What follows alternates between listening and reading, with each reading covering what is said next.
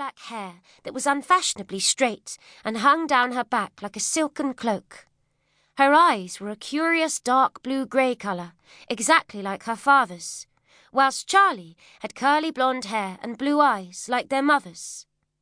She smiled at her brother reassuringly as he lifted Ginger, their cat, onto his lap and buried his face in his fur. Charlie was overwhelmed by all that had happened during the last 2 weeks and had clung to Ginny like a limpet ever since the day they had carried his mother from the cottage in a plain pine coffin. It was very hard for an 8-year-old to understand the finality of death, and he was struggling to come to terms with the fact that he would never see his mother or his sister and brothers again. Ginny had gently explained to him that they had all gone to a place called heaven, but he didn't want to accept it. He'd much rather they'd have stayed at home with him. Ginny had almost finished clearing the mugs and the glasses from the table when Seth suddenly rose and, snatching up a half-empty bottle of whiskey from the table, told her, "I'm going up for a lie-down. Call me when the evening meal is ready, would you?" Ginny bit her lip and nodded. She'd never known her dad to drink, apart from social occasions like Christmas or the harvest supper. But then she decided that if a drink would help him, there could be no harm in it. By the time she climbed the stairs to wake him later that day, the cottage was once again neat and tidy, as her mother would have wanted it to be, and a rabbit stew was bubbling away on the range. Ginny had made the fire up and closed the curtains against the chilly September night, and in the glow of the oil lamp that stood in the middle of the table, everywhere looked warm and cosy, but empty. Normally, at this time, the younger Thursday children would have been playing with their toys, and Betty would have been telling Emily, her mam, about all she had done at school that day. Tonight, however, the cottage was deathly quiet. Upstairs, Ginny shook her father's arm.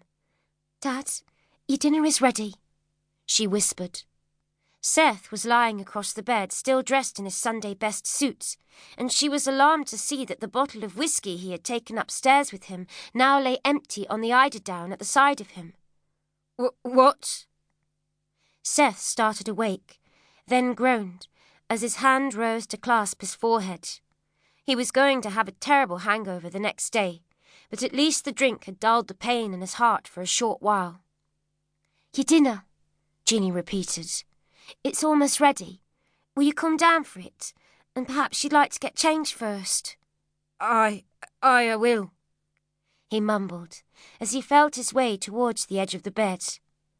There was a hammer in his head, battering away at the back of his eyes, and as he stood up, his legs turned to jelly. "Serves me right for drinking," he reproached himself as Ginny left the room.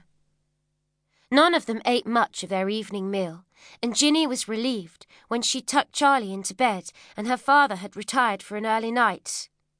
Only then did she allow the tears she'd held back all day to flow as she rocked to and fro in her mother's chair.